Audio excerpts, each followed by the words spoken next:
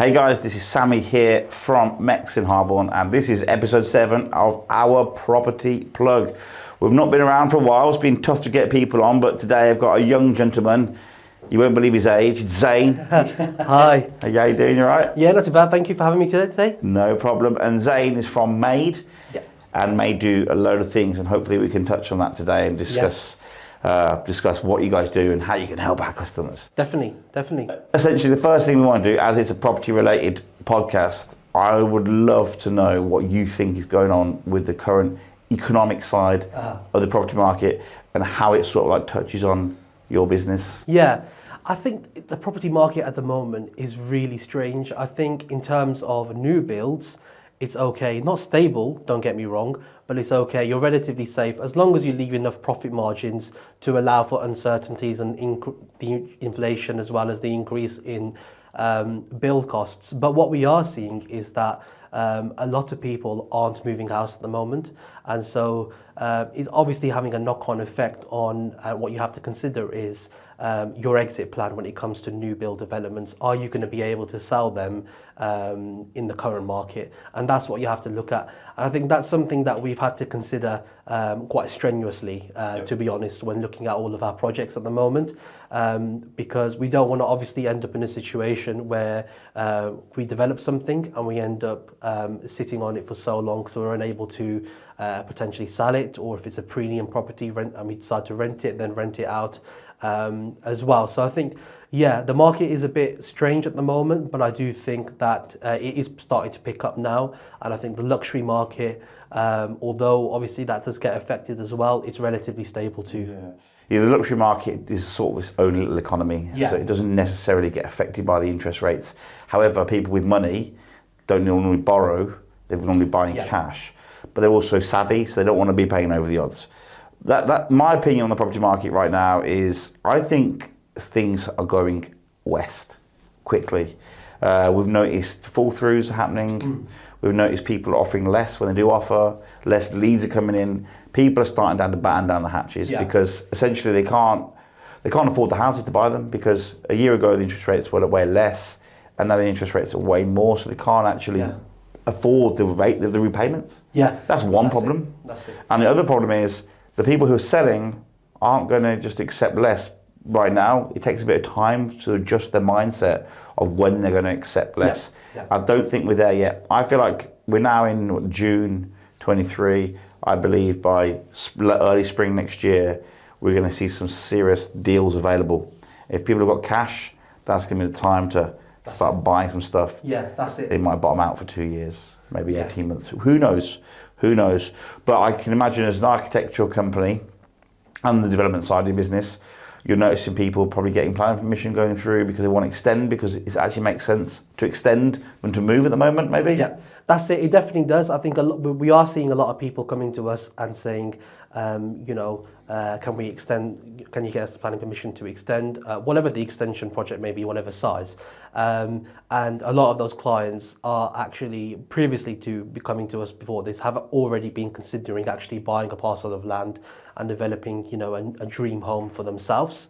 But because of the market, they have decided just to stay where they are at the moment because A, they're not going to be able to sell their house for much, and B, with the increased costs of, for example, building materials and so on, they haven't allocated or got enough money budgeted for that side of things as well. So they are actually now just going to, like you said, have extensions in the meanwhile, which will add some value to the property in the long term as well. And then maybe, when the market's settled a bit more, then go on to build their dream house instead. Yeah, my dream is to have a self-build. Have everything where I want it, the windows, the doors, the toilets, the plug sockets, everything just perfect. That's right. And every house that I buy and refurbish, I get a little bit closer to my end goal. I'm actually trying to buy a house at the moment, but I've got planning permission going through. Oh, okay, yeah. Because essentially I need a bigger house, but I can't find one. Yeah. So I have to extend my one. So I understand totally what you're saying there. Yeah. There's not enough stock at the moment, and prices are going down, and it's a really tough market for an estate agent to be in. Forget the lettings, because lettings is unbelievable, but the actual sales side is a bit tough. A friend of mine just built 12 houses in Hollywood area, Yeah. And he's just they're sticking. Yeah, They're not shifting. So that's the worrying side. So made architecture. You're not an architect. I'm not. No. So my background is I finished my A levels. I then did law at uni in my undergraduate during COVID. That was as well. So then I finished that, and I'm currently doing my masters in law part time as well as the bar course. So should finish that next year, but yeah, decided kind of January time this year, whilst I'm doing my masters part time, to delve into the property world and help Dad out as well. Obviously, your dad's the architect in the that's business. it. Yeah, so he made architecture is his company essentially. He founded it in 2011. Yes. Prior to that, he did have a couple of other architecture practices as well. So he's been in private practice and had his own practice since 2003. But made is his baby really, and 2011 is since when he's had it. By the way, every dad's dream is to get one of their sons It is. to work in their business. I've got 3 kids, so the fact you work there is great for him, and you're learning a lot as well. That's it. But you've not really come here with the architecture hat on. Yeah. You're coming here with a different, obviously, set of skills. Yeah. So you've got your law skills, you work for an architecture company, but you've come under Made Property. Made Property. Yeah. So give me a quick insight where Made Property came from and what it does. So Made Property came from, again, my dad's idea really, in terms of all these years, bar him doing a couple of projects for himself here and there, he's always been doing projects for clients and maximising sites for clients. But he wanted to start to be able to do that for himself as well, but he never had the time to do so. So he suggested to me back in December time, why don't you come on while you're doing your masters part-time and help me out on some sites that I've acquired over the years, but just never had the time to do anything with them. So we started off with one of his sites up north in Stoke. And Stoke is a bit of a weird area, weird market, because there is no point building new houses there because you'll end up losing money. Because the cost to build them is about the same as the cost you sell them at. Maybe pretty much, probably even a bit more, to actually build something premium and what you can sell them for. Build to rent, you could hold. Build to rent possibly, but we looked at all options, and we had a hotel brand interested in taking it from us. We had one interested in taking it on a long lease and one who were keen for us to run it as a franchise. But running a hotel is a headache, and it's not something that, whilst we would like to do it, it's not something we have the time for at the moment. So with that one, we're still considering options, and it may be the case that we have to sit on it for a while longer. But we have a lot of other projects we are doing at the moment. We've acquired a couple of sites in Digbeth in central Birmingham for large apartment schemes. So one of those is going to be for around 320 apartments, and the other one for 200 apartments. Oh, wow. So we are going to be playing a big part of regeneration now in central Birmingham, and it's something that my dad's always wanted to do as well, but he's been thinking about it from the architecture cap. So he has been involved in some regeneration schemes before, but now we're actually able to take them through to completion, hopefully, as well. And with these developments, obviously, are any of them above foundation level right now, or are they all starting out in the planning stage? All at the planning stage at the moment, early planning stages. One of them we've had the pre-app and now doing the detailed designs for. Another one we're doing the pre-app designs at the moment. So early stages on those couple at the moment, and we've also in early stages for a couple of other schemes as well. There's one for 4 new build houses, luxury houses in Solihull. So we'll be submitting that for planning soon as well. So yeah, all early stages because they've all kind of started at the same time, if that makes sense. And with the delays with planning at the moment, they'll be in planning stages for a while.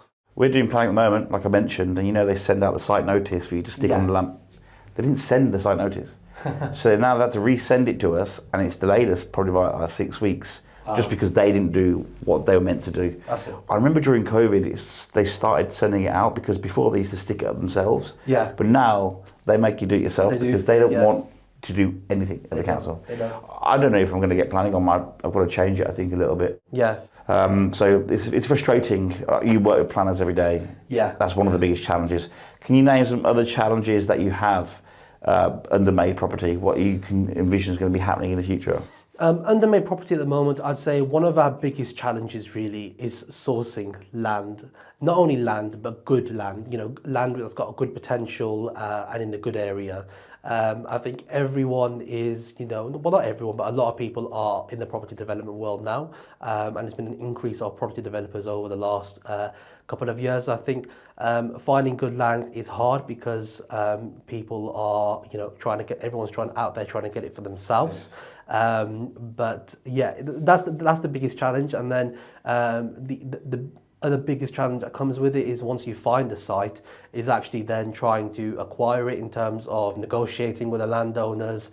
If you're doing it on an option, say for example, or some sort of promotion agreement, and then actually delays with solicitors. Delays with solicitors has hit us, quite badly over the last couple of months. Conveyancing is a really tough industry to be involved with. Obviously, you've got the law side there. Do you get involved with the options agreements and you're helping write them up and then get them signed off? I do heavily get involved. So we always instruct the qualified solicitors to actually draft the agreements and so on. So we're protected and make sure everyone's protected. But I'll actually go through each and every option agreement document draft when it comes through us to review in fine detail. I'll add and remove parts or instruct the solicitors what we want to add and remove.